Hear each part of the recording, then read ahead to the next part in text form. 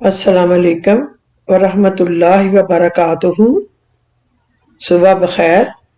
اے اللہ، ہماری خطاؤں کو معاف فرمانے والے مہربان رب، ہم سب پر اپنا خاص رحم و کرم فرما، ہمارے رزق میں برکتیں عطا فرما، تمام بیماروں کو شفائے کاملہ عطا فرما، تمام آفتوں اور مصیبتوں سے ہماری حفاظت فرما اور ہمیں اپنے شکر گزار بندوں میں شامل کر لے، آمین ثم آمین۔ اللہم انی اعوذ بک من جہد البلاء و درک الشقاء و سوء القضاء و شماتۃ الاعداء۔ اے اللہ، میں تیری پناہ چاہتی ہوں یا چاہتا ہوں سخت مشقت سے، بدبختی کے لاحق ہونے، برے فیصلے اور دشمن کے خوش ہونے سے۔ یہ بہت اچھی دعا ہے، بخدا آپ سب لوگ اس کو یاد کر لیں اور پڑھا کریں۔ اللہم انی اعوذ بک من جہد البلاء و درک الشقاء و سوء القضاء و شماتۃ الاعداء۔ اللہ تعالیٰ آپ سے ہر پریشانی، ہر دکھ، ہر غم کو ہمیشہ دور رکھے۔ سب سے پہلے ہمیں یہ زور دینا چاہیے کہ ہم اپنی نیتوں کو درست کر لیں۔ اپنے ہر عمل سے پہلے اپنی نیت کا رخ درست کر لیجئے، اسے اللہ کے لیے خاص کر لیجئے، کیونکہ درست سمت ہی درست منزل تک لے جاتی ہے۔ نیک نیتی کا راستہ خیر کا راستہ ہے جو سیدھا رب کی رضا سے جا کر ملتا ہے۔ اور رمضان مبارک آنے والا ہے، اس کی بھرپور تیاری کیجئے ابھی سے۔ سوموار اور جمعرات کا روزہ رکھیں تاکہ آپ کو عادت پڑ جائے، اور ابھی سے عبادات کو بڑھائیں خوشی و خضوع کے ساتھ۔ اللہ ہم سب کو توفیق دے، اور جو ہم اپنی ٹوٹی پھوٹی باتیں کرنے میں کامیاب ہو جائیں، اللہ رب العزت اس کو قبول کرے اور ان میں برکت دے۔ اور اپنے لیے دعا کرتے وقت سب کے لیے ضرور کریں۔ جب آپ سب کے لیے دعا کرتے ہیں تو اس دعا کو پر لگ جاتے ہیں، اللہ کو بہت پسند آتی ہے۔ اے میرے مولا، جب میں نفس کے بہکاوے میں آ کر تاریک راہوں کا مسافر بننے لگوں تو اپنے نور کی روشنی سے مجھے راہ ہدایت دکھا دینا، آمین یا رب العالمین۔ Like birds, let's leave behind what we don't need to carry. Grudge, sadness, pain, fear, and regrets. Fly light. Life is beautiful. So, اپنی زندگی کو خوبصورت بنائیں۔ اے ہمارے رب، ہمیں دنیا میں نیکی دے اور آخرت میں بھی بھلائی عطا فرما، اور عذاب جہنم سے ہمیں نجات دے۔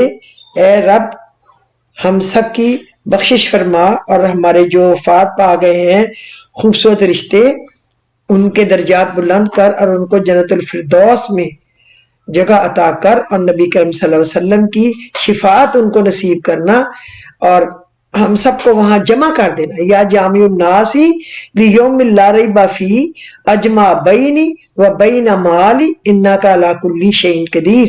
یہ بڑی بہترین دعا ہے، ہمیشہ پڑھنی چاہیے، پڑھ کے آسمان پہ پھونک مار دیا کرے۔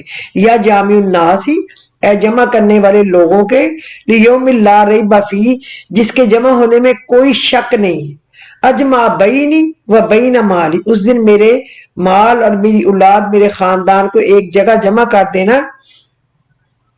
یا جامع الناس لیوم لا ریب فیہ اجمع بینی و بین مالی انک علی کل شیء قدیر، کیونکہ تو ہر چیز پر مکمل قدرت رکھتا ہے، لہٰذا یہ نہ ہو وہ وہاں اکیلے رہ جائیں ہم ساتھ نہ ہوں، یا ہم اکیلے رہ جائیں وہ ہمارے ساتھ نہ ہوں، ہم سب کو ایک جگہ جمع کر دینا۔ اور یہ ویسے بھی دعا کریں تو گھر محبتوں کے ساتھ جڑے رہتے ہیں۔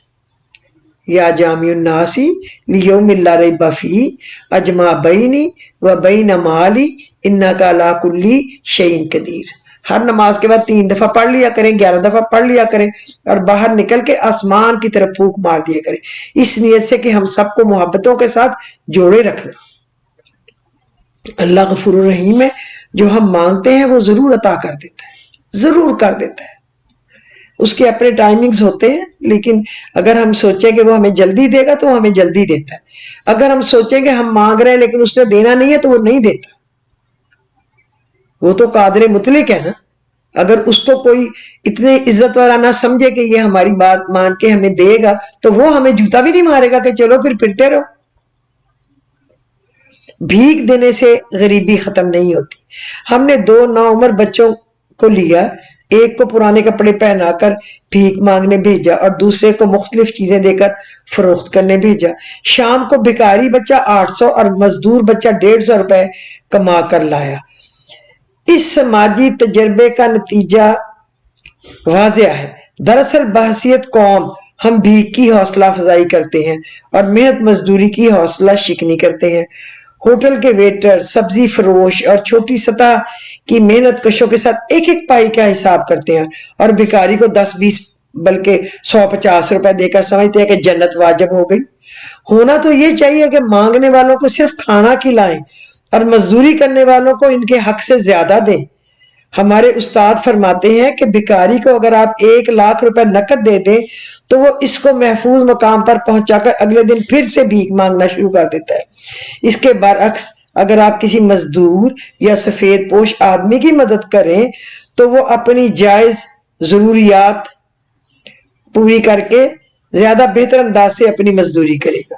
کیوں نہ گھر میں ایک مرتبان رکھیں، بھیک کے لیے مختص کیے ہوئے سکے اس میں ڈالتے رہیں، مناسب رقم جمع ہو جائے تو اس کو نوٹ بنا کر ایسے آدمی کو دیں جو بھکاری نہیں. اس ملک میں لاکھوں طالب علم ہیں، مریض ہیں، مزدور ہیں اور خواتین ایک ٹکے کے محتاج ہیں. صحیح مستحق کی مدد کریں اور 1 روپیہ بھی آپ کو پل صراط پار کرنے کے لیے کافی ہو سکتا ہے. بھیک دینے سے گداگری ختم نہیں ہوتی بلکہ بڑھتی ہے. خیرات دیں منصوبہ بندی اور احتیاط کے ساتھ. اس طرح دنیا بھی بدل سکتی ہے اور آخرت بھی. باقی آپ کی مرضی. میں تو آپ کو بتا ہی رہی ہوں کہ اگر ایسے عمل کر لیں، باقی جیسے کسی کا دل مانے. آج کی اچھی ایک بات میں آپ کو بتاؤں. کسی ایک درویش سے کسی نے پوچھا 786 کو بسم اللہ کیوں کہتے ہیں، یعنی 786 کو بسم اللہ کیوں کہتے ہیں؟ درویش نے جواب دیا 7 آسمان، 8 جنت کے دروازے، 6 دنوں میں اللہ پاک نے یہ کائنات بنائی. تو یہ ہے 786. لیکن میں آپ کو ایک اور بات بتاؤں، ہمارے ملک میں لڑکیوں کو، عورتوں کو غیرت کے نام پہ تو بہت زیادہ قتل کیا جاتا ہے. غیرت کے نام پہ مار دیا، غیرت کے نام پہ مار دیا. لیکن بانو قدسیہ نے اپنی کتاب میں ایک جگہ لکھا اگر عورتیں بھی غیرت کے نام پر مردوں کو قتل کرتی تو مرد صرف بیولوجی کی کتابوں میں ملتے، جبکہ اللہ تعالیٰ نے جو شرم، حیا، عزت، ایمان وہ کسی مرد یا کسی عورت اکیلے کے لیے نہیں فرض کیا، ہر ایک پہ ہے. بڑے پہ، چھوٹے پہ، مرد پہ، عورت پہ، بوڑھے پہ، جوان پہ، بچے پہ، ہر ایک پہ. اللہ ہم سب کو دین کی سمجھ دے. اور ہم سے کوتاہیاں ہو جاتی ہیں، قدم قدم پر غلطیاں ہو جاتی ہیں. اللہ سبحانہ و تعالی ہمیں اچھے کام کرنے کی توفیق دے. اچھا، آج میں آپ کو بتاتی ہوں کہ ہر کام میں کامیابی کے لیے اور اللہ کی رضا حاصل کرنے کے لیے بہترین دعا کون سی ہے، یہ میں آج آپ کو بتانا چاہتی ہوں. آپ پڑھا کریں یا کریم، یا رقیب، یا مجیب، یا مقتدر و یسر لی امری و افوض امری الی اللہ ایاک نعبد و ایاک نستعین. ان چیزوں کو ملا لیا کریں. یا کریم آپ نوٹ کر سکتے ہیں میرے بولنے کے ساتھ، یا کریم، یا رقیب، یا مجیب، یا مقتدر و یسر لی امری و افوض امری الی اللہ ایاک نعبد و ایاک نستعین. اے سخی، اے نگہبان، اے قبول کرنے والے، اے صاحب قدرت، اور میرے کاموں میں آسانی پیدا کر دے. وَيَسِّرْ لِي امری، اور میرے کاموں میں آسانی پیدا کر دے. وَأُفَوِّضُ أَمْرِي إِلَى اللَّهِ، اور میں اپنے کام اللہ پاک آپ کے سپرد کرتا ہوں یا کرتی ہوں. ایاک نعبد و ایاک نستعین، تیری ہی عبادت کرتے ہیں اور تجھی سے مدد مانگتے ہیں. دیکھیں یہ کتنی پیاری دعا ہے. اللہ تعالیٰ کی حمد و ثنا اور درود شریف خوب شوق سے پڑھنے کے بعد یہ پڑھیں. اللہ کی مدد ہوگی، ضرور ہوگی. آپ اس کو پلیز اپنی ڈائریوں میں نوٹ کر لیں اور اس کے مطلب کو بھی نوٹ کر لیں.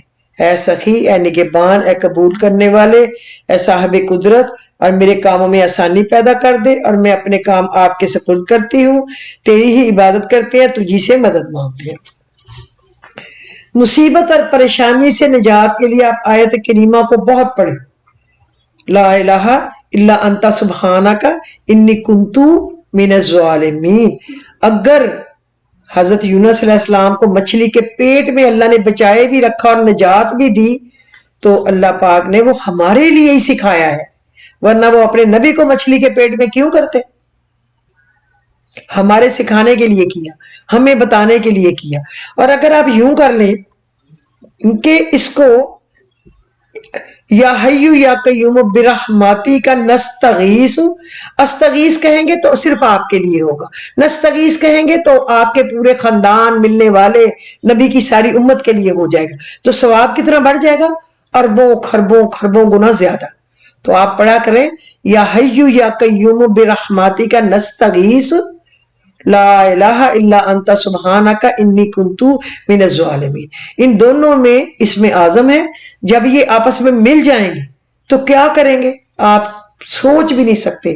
آپ کی آہوزاریاں، آپ کی دعائیں، آپ کی حاجتیں، آپ کی مصیبتیں اللہ تک پہنچنے کو پر لگ جائیں گے انشاءاللہ تعالی، اور وہ جلد از جلد قبول ہوں گے۔